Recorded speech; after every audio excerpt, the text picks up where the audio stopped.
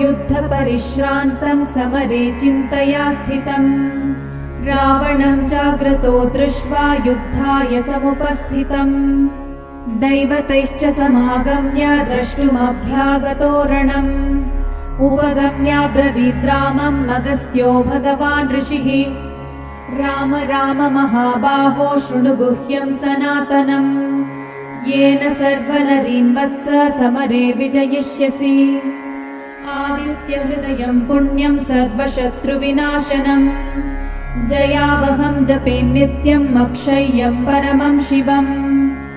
सर्वमङ्गलमाङ्गल्यं सर्वपापप्रणाशनम् चिन्ताशोकप्रशमनम् आयुर्वर्धनमुत्तमम् रश्मिमन्तं समुद्यन्तं देवासुरनमस्कृतम्